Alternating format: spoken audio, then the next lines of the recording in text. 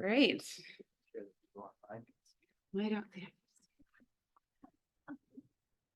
All right, everyone.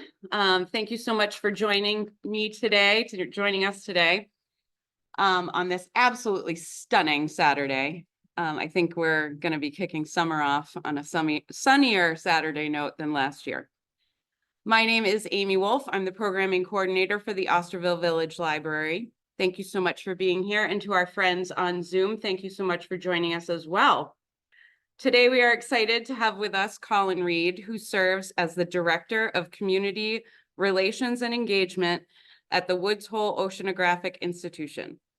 Formerly the Senior Advisor to the President and Director, focusing on management and strategy for the institution, Colin now works at amplifying Woods Hole Oceanographic Institution's mission by bringing their message to audiences all over the Cape and New England, while the Woods Hole researchers stay focused on exploration and pursuing scientific discovery.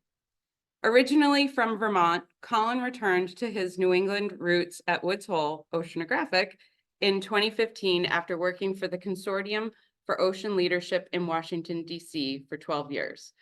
Please join me in welcoming Colin Reed.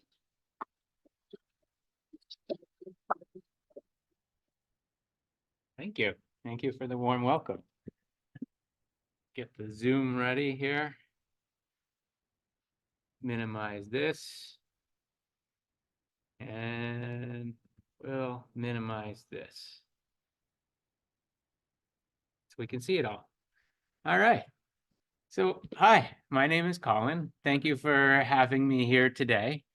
I should start by saying that from the nice introduction, I am not a scientist, but my job is to tell the story of our scientists so that our scientists can remain in the field, in the labs, doing what they want to do. However, at the end of this, I'm going to invite you to come and engage with us, come down to Woods Hole and come and visit us, because then you can see more stuff, being done. And then we're going to have a huge open house. We call it the Woods Hole Science Stroll later on in August. That's going to be August 10th and day before my birthday. So maybe we'll have brownies then. But it's a day where Woods Hole Oceanographic, the Marine Biological Laboratory, NOAA, the Woodwell Climate Center, probably about 6 or 7 other agencies or research organizations will be there talking about their science, showing you some of the robots, showing you some of the stuff. Starts at 10 a.m. I have a slide later, but it starts at 10 a.m., ends at 3. And the earlier you get there, the better parking you're going to have, because like Osterville, Woods Hole has parking limitations too. So before I begin, officially, wanted to show you and introduce you to the Woods Hole Oceanographic Institution. We have a little bit of a icebreaker here, not in the form of a ship. Some ships are actual icebreakers, but this one is our brand new ship called the Research Vessel Armstrong. RV Neil Armstrong. It is, see here, get to the next one. It is named after an astronaut. There you go. I worked in Washington, D.C. for 12 years. During that 12 years, we fought tooth and nail with the federal government to provide more funding to do research on the planet that we're living on. We're spending tens and hundreds of billions of dollars going to space, but we don't know much about the ocean, right? So then out comes these 2 new research vessels, and they named it after Neil Armstrong. So why on earth, clue, did we name a seagoing ship after an astronaut? You said one word, exploration. That's your hint, exploration and discovery. But more specifically, does anybody know why would we name a research vessel, a seagoing research vessel, after a space shuttle? Oh, I just gave it to you. Inner space, yeah, along those things. I gave the punchline away quickly. Sorry about that. But the answer is because NASA when they were developing their space shuttle program, they named them all after seagoing vessels. So you see the Discovery, the Endeavor, the Challenger, the Columbia, the Atlantis. I'm hoping, and after this, I hope you will all have a little more passion for the bottom right corner, which is the Atlantis, because that was the first research vessel of the Woods Hole Oceanographic Institution. So it was all about exploration and discovery. They were going up, we were going out and underwater. And so as a reciprocation, you know, the oceanographic fleet wanted to return the favor. So our vessels that we operate are actually built and owned by the US Navy. And the US Navy actually supports a tremendous amount of research. It's not all just warfare for the Navy. It's understanding what's happening in the ocean, right? So they want to support the academic fleets, and they do so by allowing ships like this to be built. Now, Woods Hole Oceanographic Institution operates and maintains it, and also puts a staff aboard. So we have a staff of 40 full-time folks, seagoing folks, 20 on, 20 off, and they're on a constant calendar change. They operate 24/7, 365. They work, I think it's 2 months on, 1 month off, depending on the research. And then this isn't just for Woods Hole Oceanographic researchers. This is actually for anybody in the academic fleet or in the academic environment can apply through what is called the UNOL system, which is an academic partnership. So anybody from, let's just say, Louisiana State University or Alaska or California or Utah can apply and get a berth on this ship. And we can carry up to 20 or 25 researchers. So the total ship is about 40 to 45 people, depending on what the research is going to be. And it is, you'll see at the very front here, that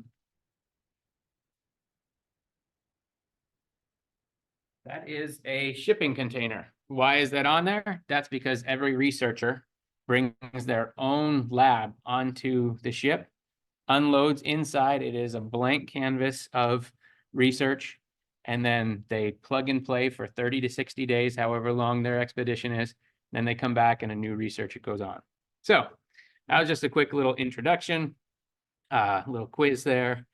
Again, WHOI, Woods Hole Oceanographic Institution, that's a lot of words to keep saying. So we go by WHOI, that's our acronym. Sounds like it, but it's not WHOI. We just covered icebreakers. We're going to cover the big question, why? We're going to get into a little bit more about what Woods Hole does, and I'm going to invite you to join us afterwards. So a couple weeks ago, actually a month and change ago, we had the eclipse. We also had, just before that, nor'easters. We also had an earthquake that happened down in Jersey, and we felt the ramifications here, right? Mother Earth, she remains undefeated. But we need to study her. All this was recent. So when I gave my first talk about all this, it happened the day before, and it was on the day of the eclipse. It was like, Earth science, it's here. It's important. We need to understand what's happening on this, what we call the blue marble, right? And Woods Hole Oceanographic is doing it. Earth science specifically is very, very important.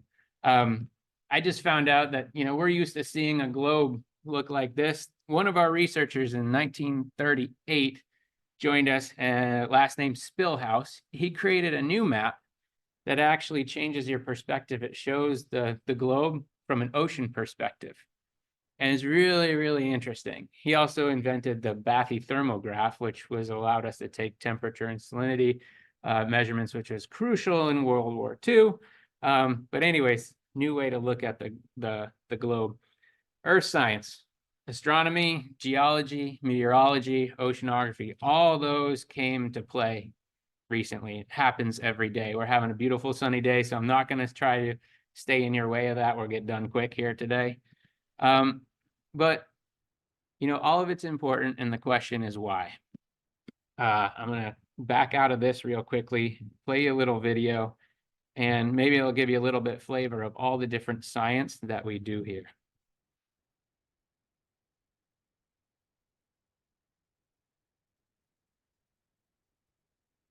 Maybe. Stand by.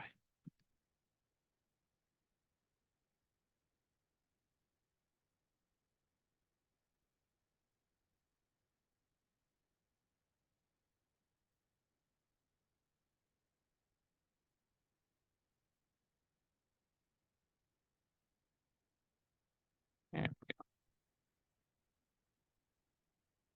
go. See, sometimes you just gotta fly with it. We'll get there.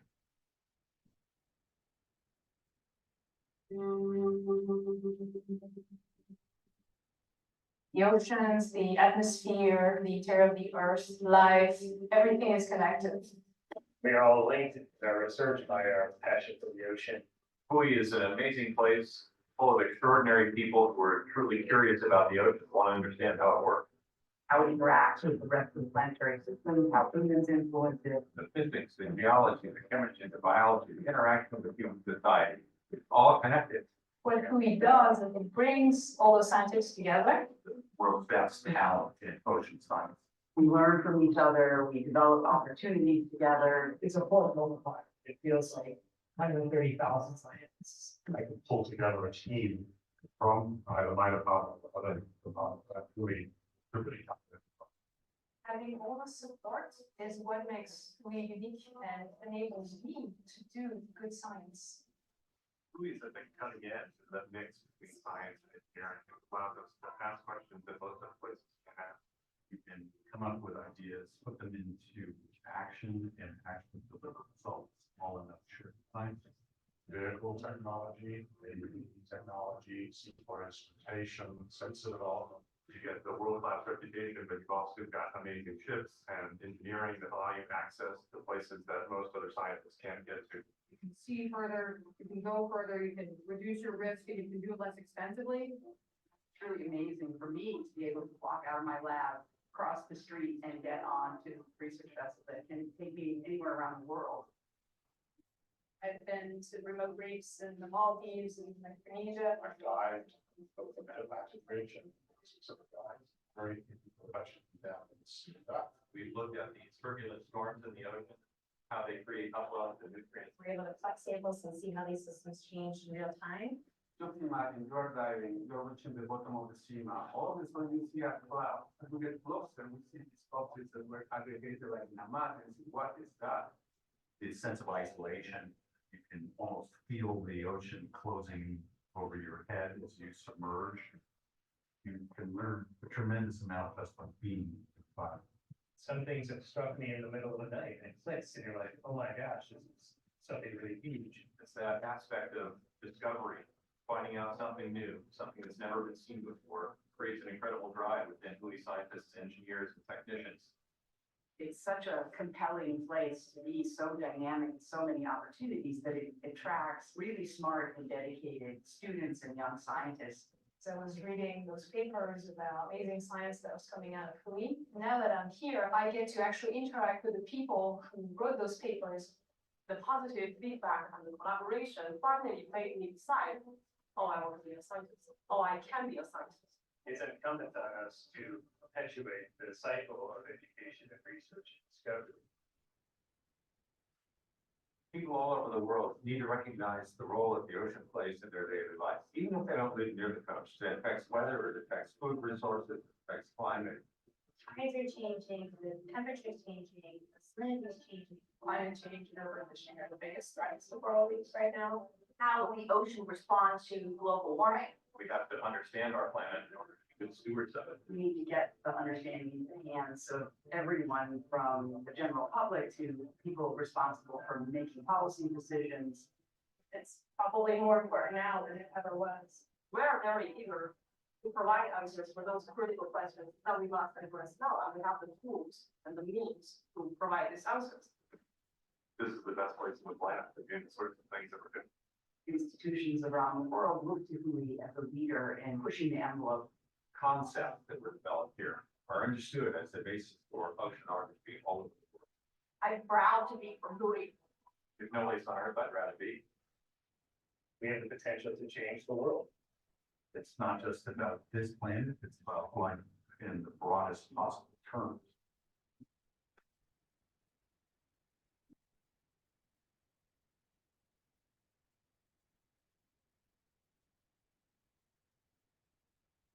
So part of me just wants to end the presentation right there because I think that gives a pretty good example of what we do. But going into a little bit more, we're a world-class community of scientists, researchers, technologists, engineers, educators, public speakers, all sorts of different folks. It takes a village to actually run the Woods Hole Oceanographic. We have a full electrical division. We have a full carpentry division. We have a full finance division. You know, it takes everybody, it takes all walks of life, all specialties to help make this institution run. It's not just researchers. The Woods Hole Oceanographic, we'll get into in a little bit. We have about 1,100 employees that we have down in Woods Hole. They're not all there at the same time anymore due to the fact of hybrid working, but we're getting there. So what are we out to do? You'll see a picture here of the Alvin. Alvin that is one of our submersibles. It is a deep sea human occupied vehicle. It brings 3 people in at a time and down to the deepest parts of the water. It's advancing the frontiers of knowledge. We can put all sorts of robots into the water to detect new things, but we still need human eyes on what those things are. So that's the importance of the Alvin, and welcome you into Woods Hole in the month of June, because Alvin turns 60 during that time. We're accelerating the search for solutions. So in the video we just watched, it's not only the general public, but it's also policymakers. We're trying to figure out what's happening and what we can do to better inform the policymakers. And public support's needed now more than ever. Our research used to just be able to take care of itself. In the last few decades, it's really shown how critical public support is absolutely needed for research. Why the ocean? Well, as it was explained, it sustains all life on our planet. It inspires joy. It's one of my favorite pictures. And wonder. It supports the lives and livelihoods of people everywhere. So you see fishing vessels when you go to the local coasts around here, right? But you can't forget that we're not the only people fishing, right? Lives and livelihoods of people everywhere. It holds untold secrets waiting to be discovered. So this is a deep sea hydrothermal vent. There is no light down here except the artificial light that we bring down. So how the heck are all these things living? Well, they're figuring out a way to live off of this smoker, we call them. It's a hydrothermal vent. It's pumping lots of methane out there. It's pumping lots of energy, a lot of warmth. And we're finding that, you know, animals, biology has figured out a way to live down there. When you come and visit us, there's a researcher, Tim Shank, who has recently brought up some extremely large specimens. It's as if they, you know, some of these shrimp have, you know, elephantitis almost. They're ginormous. You would not recognize them. It's really fun to see. And then on the right side of the picture, we've got the worms. How the heck were these surviving down there? These were discovered in the 70s, and we're still studying them to this day. The ocean has vast potential for addressing urgent problems, and that's what our research is doing. You probably hear a lot about sea level rise. Well, there's nuisance sea level rise and there's emergency sea level rise. Nuisance is we're getting these super tides, right? We're getting these lunar tides, and they're being paired up with other storms and whatnot, but ultimately they're nuisance. They're causing minor flooding, but it's happening more and more regularly. But then there's also the key issue of the water actually rising into our properties and where we're going. Woods Hole Oceanographic Institution, we are on the water. We're trying to build a new dock. We need to figure out if we're building a 50-year dock, a 75-year dock, or a 100-year dock. But the problem is, if we build a 100-year dock, we're building a 100-year dock on a 50-year town. So we have to figure out what we're going to do together, right? And now more than ever, the world needs this breakthrough ocean science and technology. So We have a lot of fundamental research in here. You heard some of the scientists talking about the departments that we have. We have the fundamental scientific departments. We have biology, physical oceanography, applied ocean engineering. We've got chemistry and geochemistry. My wife is actually a chemist and geochemist, and she's studying climate change over millions of years, looking at volcanic ash. How the heck do you do that? I don't understand. So it's amazing. And this is all helping us. We need the past. We need to study that stuff to inform the future, but we also need the here and now. Why? To protect ocean ecosystems and wildlife, to fight pollution and climate change, to sustainably meet humanity's needs for water, food, energy, and jobs. And finding these solutions are going to take a massive amount of collaboration, creativity, and courage to tackle these problems.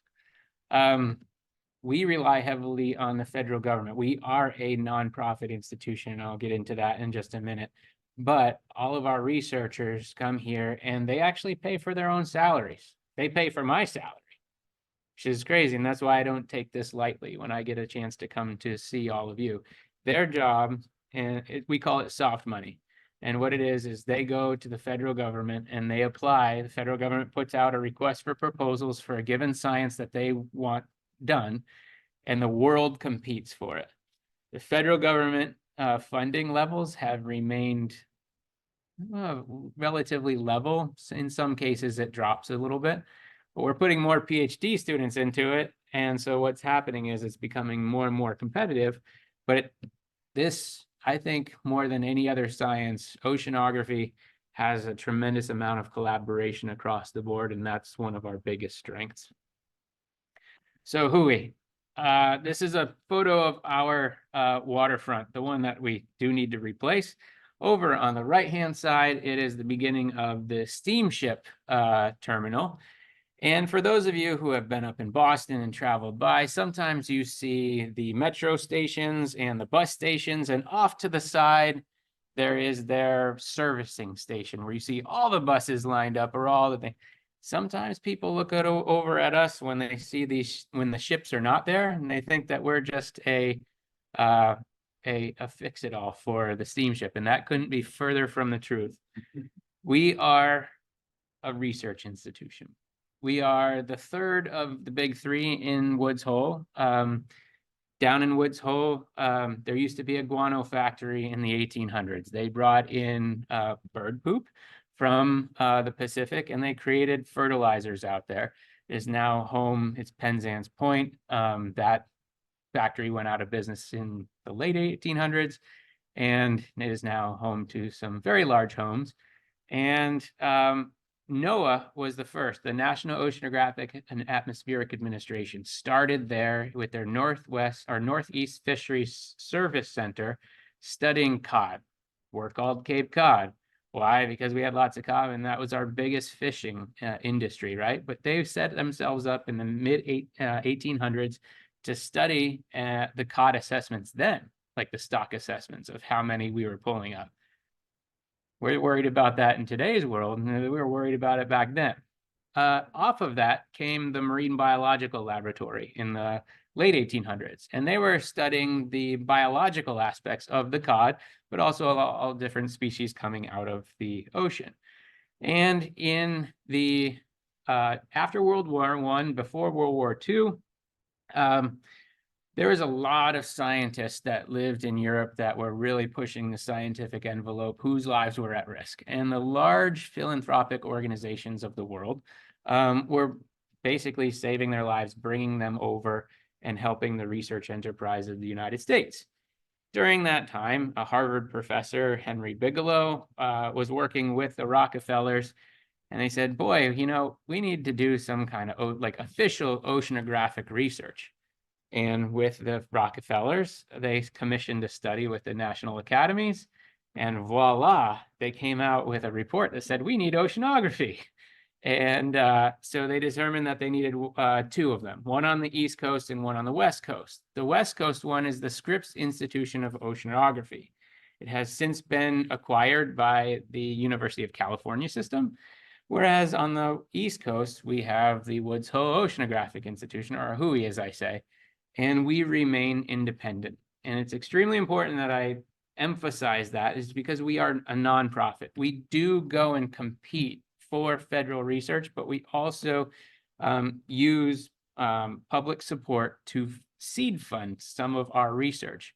And that's because the federal government wants safe science. The elected officials want to say that they invested money on something that was successful.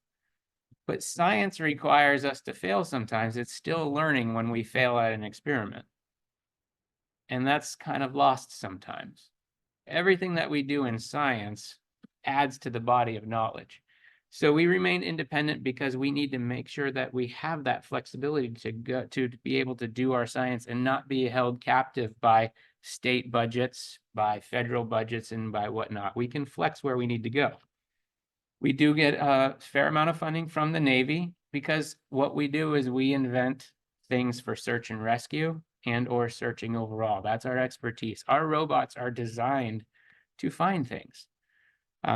We work with the Navy submarines, and we work with them on search and rescue as well. So we remain independent, leader in ocean research, exploration, education. In research, I want to emphasize the fact that it is science and engineering. It's both in one word. Becomes a lot of words when we start listing all the different specialties, but research overall. We have unparalleled expertise in these arenas, and we have extraordinary access to the sea with the vessels that we've shown you and some of the facilities that we have. We also have a higher education piece to us, where we actually have a joint program with MIT for PhD students. They come in, they study for 4 years, and they get their PhDs, and it's a joint MIT Woods Hole Oceanographic PhD. We're looking to expand that with other institutions around the world, but that's our flagship. And then the Alvin. We talked about this before. Anybody familiar? Have you seen the Alvin before? See some head nods.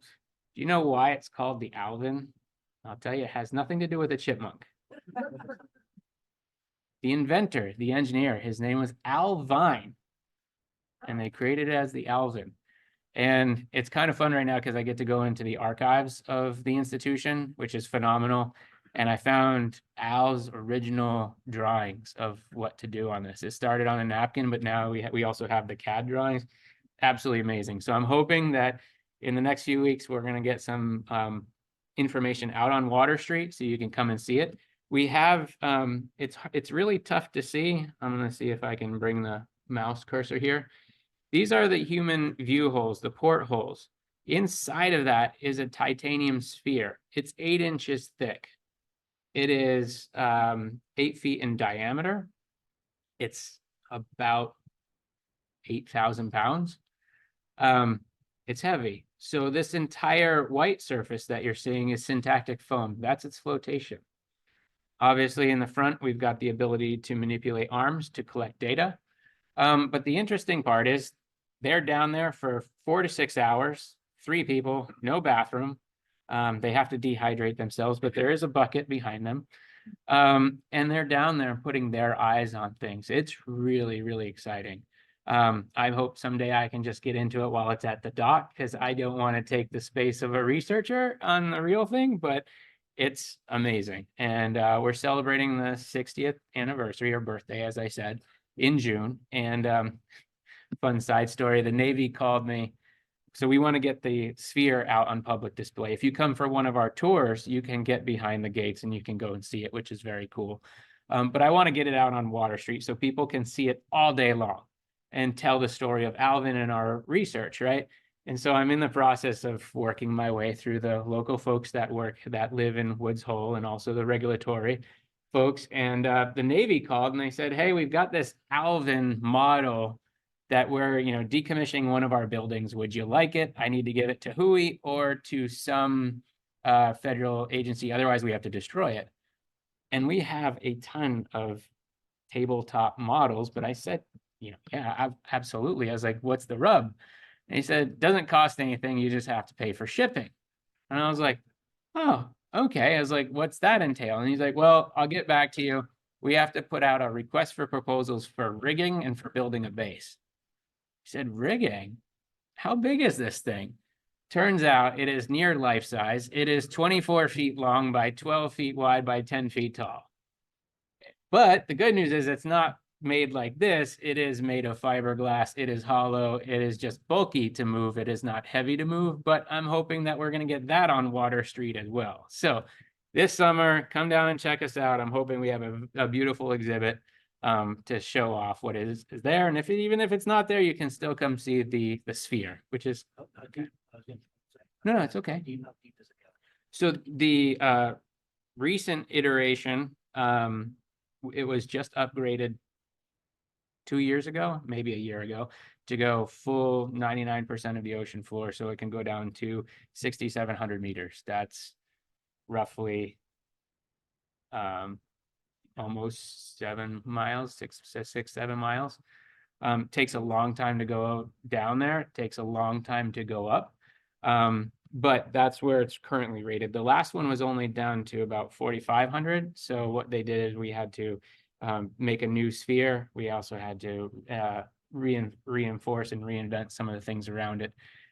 Unfortunately, the role of human occupied vehicles was called into questions last year with the Titan Explorer that exploded or imploded. Our folks were on site with the Navy very quickly. Our people were called in because we are listening to the ocean at all times. And we are also called in because they want to know how we've gone down to the bottom of the ocean so much without, knock on wood, without problem, and what they can learn from that. Because, a pendulum can swing very quickly in another direction. They could have shut us down very quickly, but they know that we have a track record along with the US Navy that we need to learn from these things so we can prevent future catastrophes. We use the Alvin and the Jason Jr. to go study the Titanic, and the imagery is getting better and better and better from what you may have seen in the 80s when we went down there. Those of you who know Bob Ballard or have heard of Bob Ballard, Bob is still around. Bob's still inventing, and Bob is a powerhouse when it comes to discovery. And he, when you watch, I don't know, anybody that watch sports here in New England, they always talk about like the coaching trees, right? Like you have the coach that had these coaches and they've gone on to have their coaches, right? It's the family tree of coaching. Bob Ballard has an amazing engineering tree. And a lot of the folks are still at Hui and around the world inventing undersea robotics. So unmatched engineering, deep scientific understanding, extraordinary access to the sea. When you think of Hui, think of this, think of us. Think that we're going after our ocean, our planet, and our future all together. We combine our expertises. I can't go into all the different science. Some of it, there's about 350 different science projects going on at any given time, if not more. But one of such things is our Ocean Observatories Initiative. Think of it as the beginnings of a weather channel for the ocean. So meteorologically, we can show what's happening with storms coming in from the oceans, but we don't know what's happening, like how. We know evaporation, we know the cycle, right? But what is actually happening? So we actually have put in, we had 6 systems around the world on the globe. We now are focused on the Northern Hemisphere due to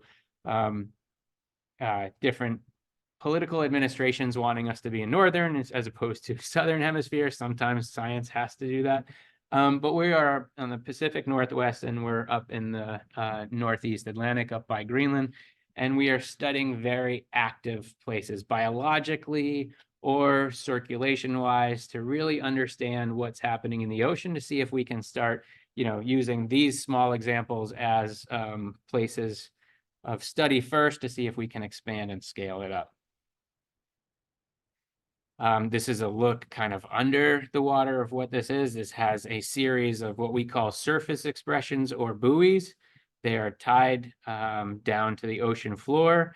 running in between them, we have gliders and robots that are programmed to do different types of things. We can put any kind of sensor that we want to onto this to understand. So if a biologist wants to study what, whales are coming through here, we can put acoustic signals on there to understand. If someone wants to understand jellyfish, we can do that.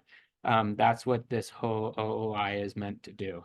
Combine expertise. It's 24/7, 365. And each system stays out for 6 months, and then it gets turned over, or we send our ship out, they pull it all out of the water and they put a new system in. And then they bring the old system back here to Woods Hole. We strip them all down to the nuts and bolts, and we rebuild it up, test it all, and send it back out. And we do that all the time throughout the year. Another thing that combines our expertise is the Argo float program. If we were to truly measure these dots, they would be quite large. But really, they are just small little instruments that we're putting in. If you're out in the middle of the ocean, you could actually see one of these. And what they're doing is they're just taking scientific data to look at sea level, or wave height. They're looking at temperature, salinity. They have all sorts of different things that they're studying. But we are running this international program, and you can tell by the green dots all around. We rely on a lot of collaboration from all sorts of different countries and scientists all around the world to deploy these and collect these, and they send the data back to us.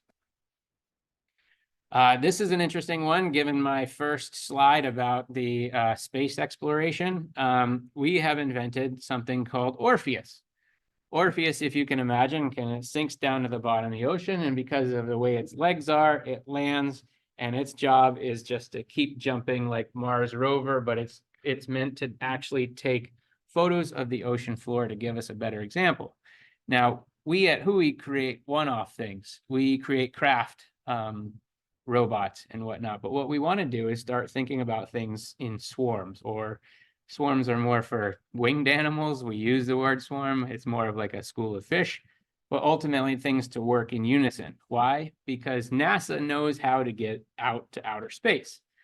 They get all the money. So how can we jump on those coattails to help oceanographic research? Well, they want to go out to the moon of Jupiter called Europa. They are sending their clipper out this year, and it's going to take a few years to get out there, but they know that they have seen it before. It has ice, has a tremendous amount of ice, has hydrothermal activity, and they know that hydrothermal activity most likely has some kind of microorganism in there. And since it's not on Earth, we call that alien life form. But they only know how, not they only know, but they know how to get out really well to these places, but they don't know how to get under the ice. They don't know how to study the hydrothermal vents like we do. So we're partnering up. And what does that give us? That gives us a few decades worth of robotic research and development to help us go into the ocean while they're trying to figure out how to go up to space.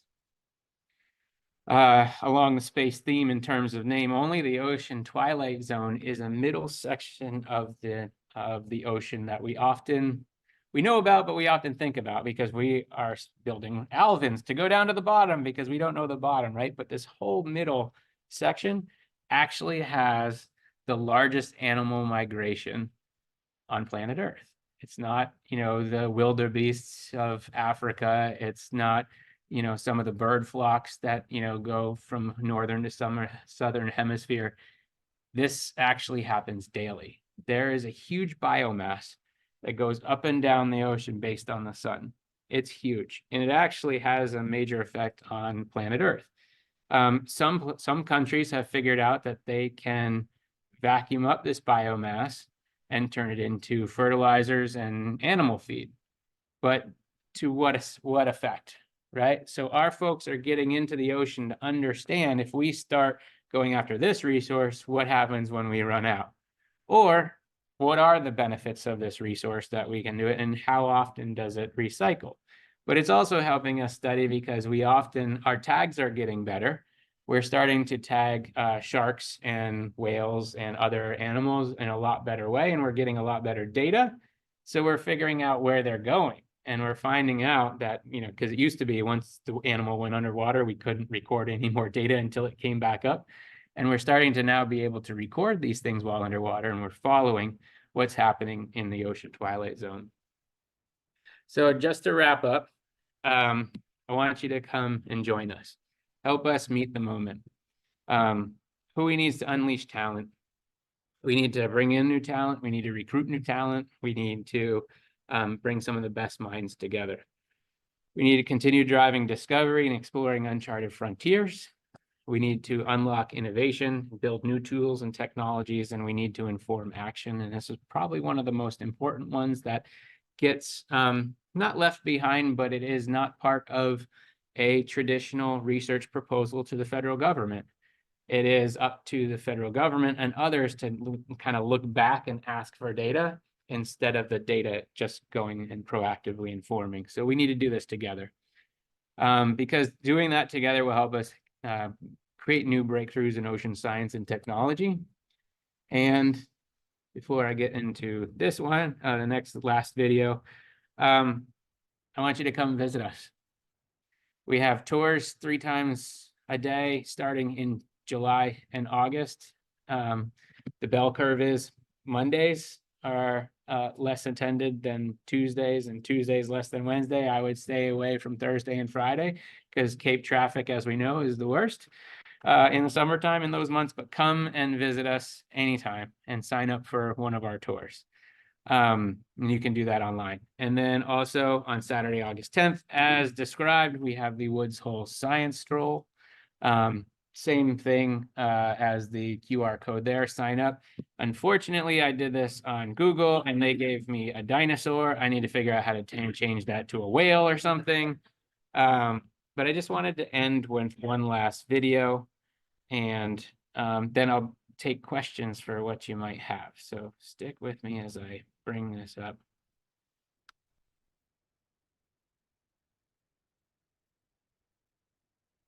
Out where the seas are the deepest and the mysteries the greatest lies our future. The ocean is our last unexplored, ungoverned frontier. The life support system for our planet, inextricably linked to our climate and weather, and to the lives and livelihoods of countless people around the globe.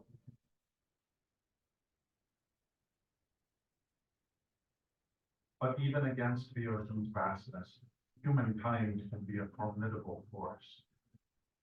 What happens next demands action that is rooted in scientific understanding and unvarnished truth, because our world stands at a fork in the road. In one direction, we watch the ocean being catastrophically altered beyond its ability to sustain us.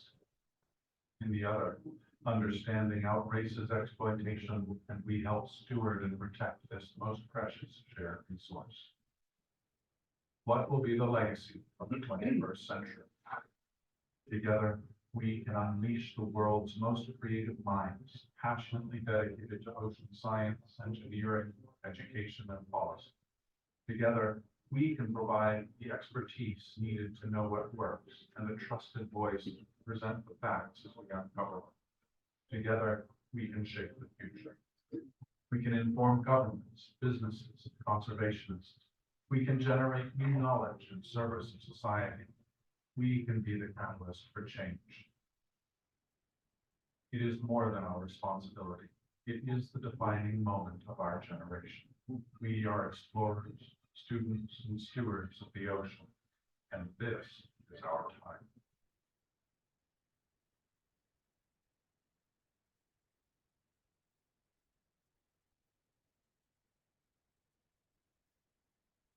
Well, thank you for indulging me.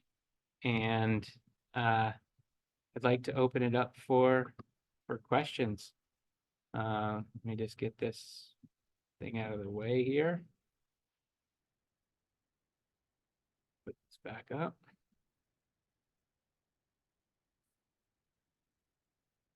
I can see who's online as well. All right, so any questions in the audience? Go. Do you allow other researchers and scientists from different countries to join your expeditions, or is it just limited to US?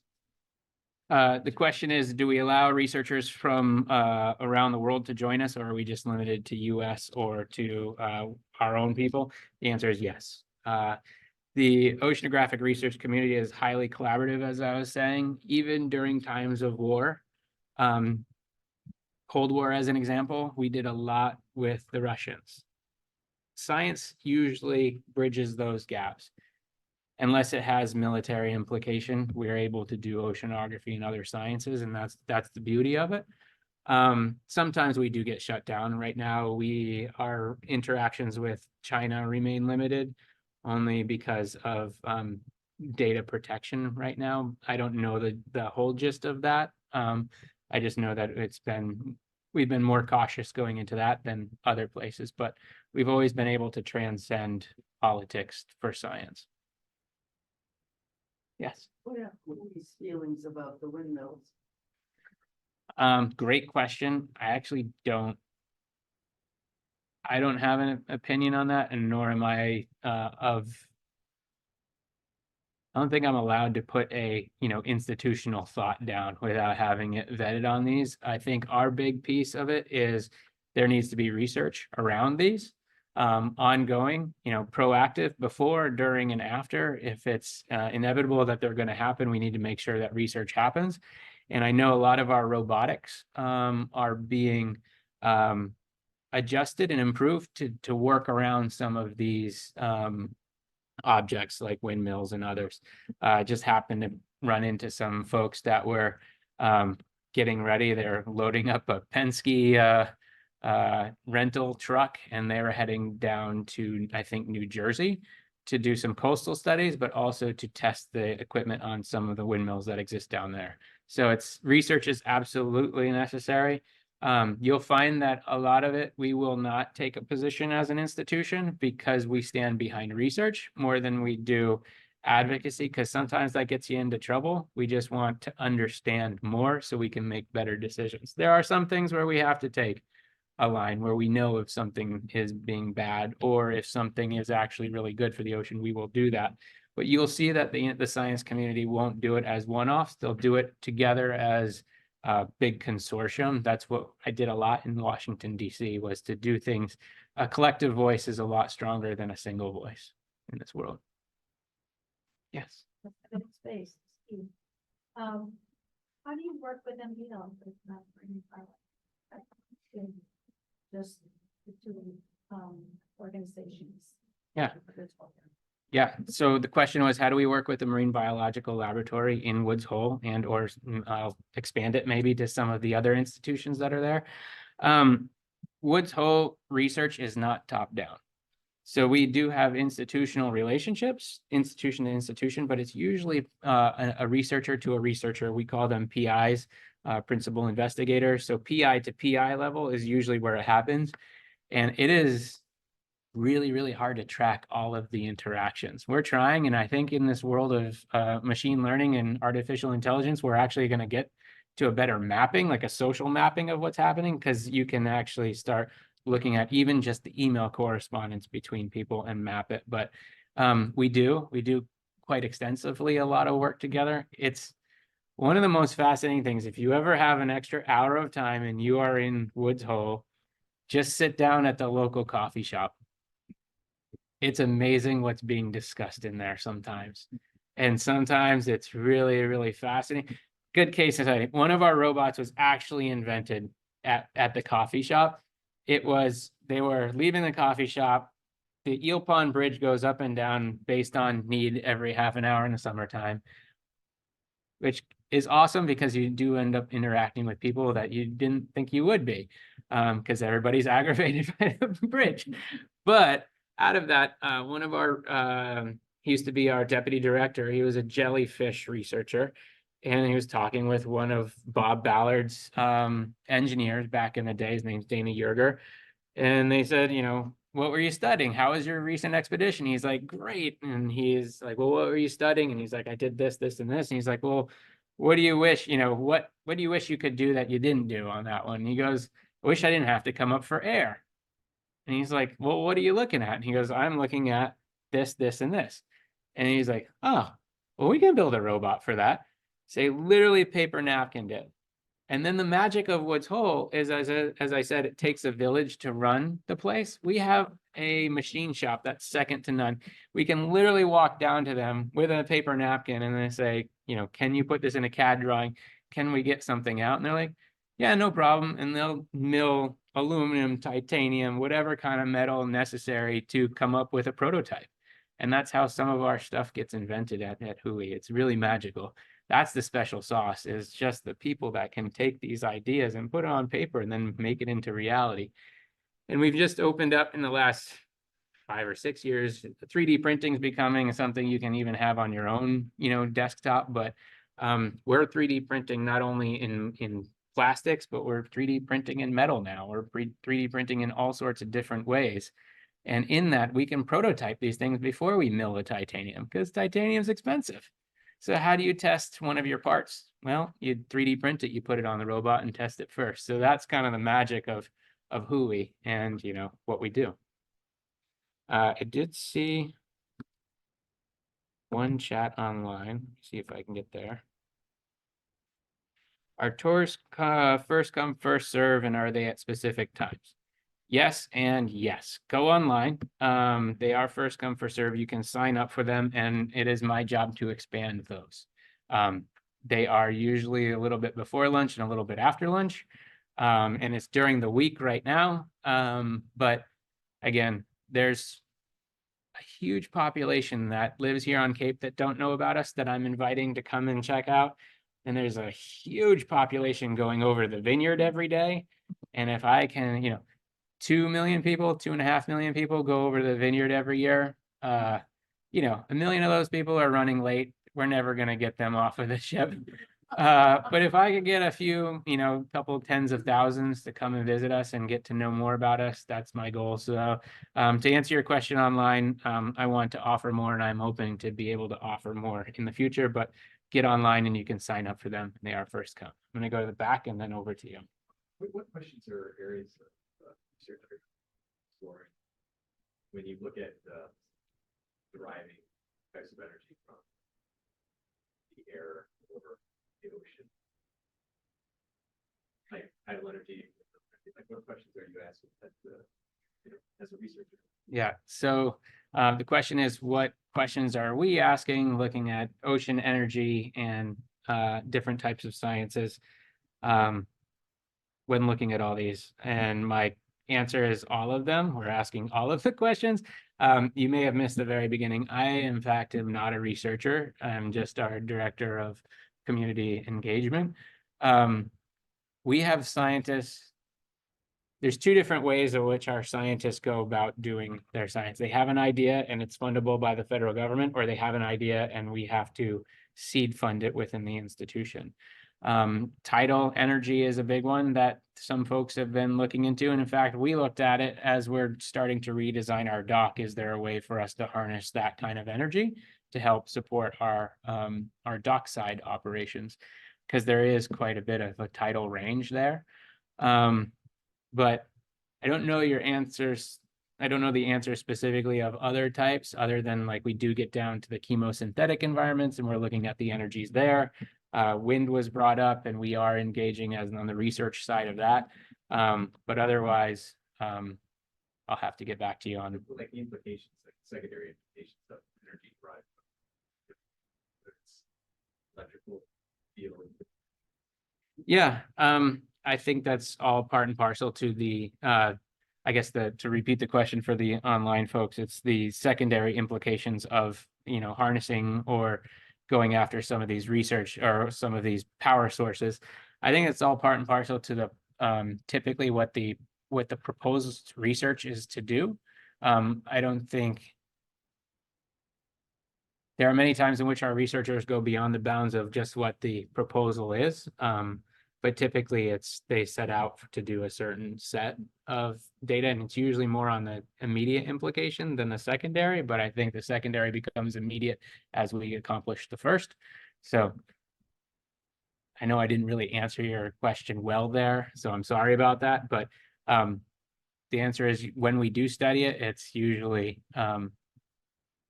taking a look at the full picture on that one. So I can work with you on the side with the people that do that.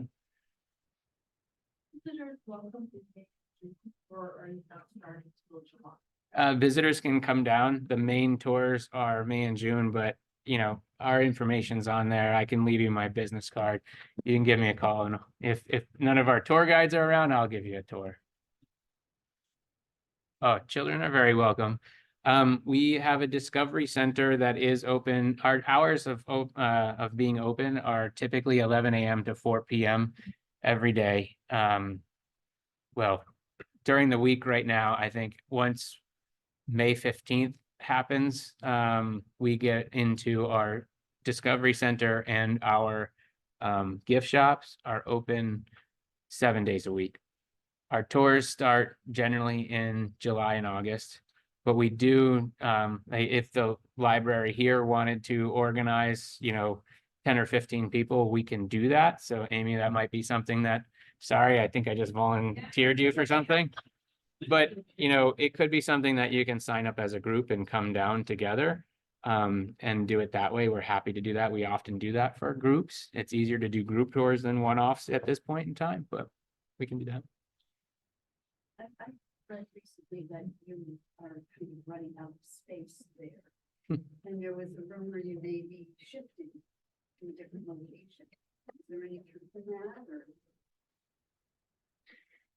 The amount of time and money to shut down business and move, we would be in the billions of dollars, and we do not have that. Our facilities are, keeping the lights on, are plowing in the winter time. Everything is built on the shoulders of science. Even the improvements in the building of new buildings and whatnot are built on the shoulders of our scientists and researchers who are doing their stuff. Our community is reaching out to us to move. Absolutely. New Bedford's like, come and check us out, right? We have housing. That is in fact true. There are communities that are reaching out. But no, we are not going anywhere. But housing is a problem. And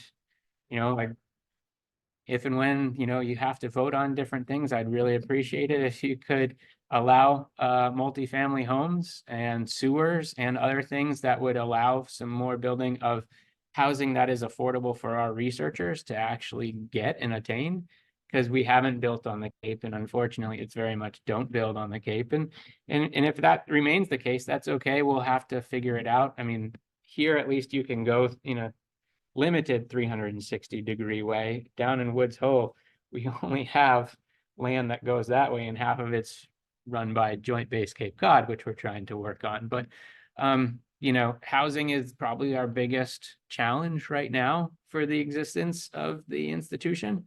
But we're also flexing that with hybrid work and figuring out what the world of hybrid work of the future is going to be. The biggest implication is lab science. We have, some of the world's best labs, and you can't bring a lab into someone's house. So they can't do that work. So how do we recruit and retain a researcher that might live, who once may have lived on Cape to do research nearby, who has to live in Kansas? How do we bring them in for a certain amount of time in a lab to do research? Those are the challenges. Anna. I noticed that you, in one of the slides, had a campaign logo. Are you in the middle of a campaign right now, and what are the priorities? You are a good detective. We are in the quiet phase that maybe I really wasn't so quiet about. So yeah, we are heading towards a capital campaign, and it is to really support our research for the next, I would say 50 years. But it's really to make sure that we have the means necessary to continue to self-fund some research projects that are extremely important to the health of the oceans and the studying of the oceans that our federal government may not be enticed to do right away. One of those is it's called the Ocean Vital Signs Network, which is similar to the Ocean Observatories initiative that I showed there, but it's putting projects in the middle of it. Like a big one that the federal government's interested in is carbon dioxide removal from atmosphere and getting it into the ocean, because it is conceived that the ocean has a major ability to take in more carbon dioxide. But from the research side of the house, it's like, what are the implications? The gentleman in the back asked, what are the implications of some of these? That's what we need to study. All right. Well, thank you all so much for coming. I hope to see you. I don't have them out here now, but we do have Oceanus is our, and I'll do it online. Oceanus is our periodical. If you sign up for, use the QR code, you can sign up and get one of these regularly. And it is a really fun way to take a look at what the research we're doing, but also who's doing the research. Focus on philanthropy, what we're doing there. Other folks have asked beyond just coming for a tour, how can you help? I'm trying to figure out ways for volunteering in ways beyond just our tours. Right now, that's where a majority of the volunteers come from. I'm looking at, all of you have expertise that you did, when you were working full-time. You might still be working full-time. You may be retired, but you still have expertise in something. You just didn't want to do it every day, right? Maybe there's ways for us to look into doing that together. I'm trying to figure that out.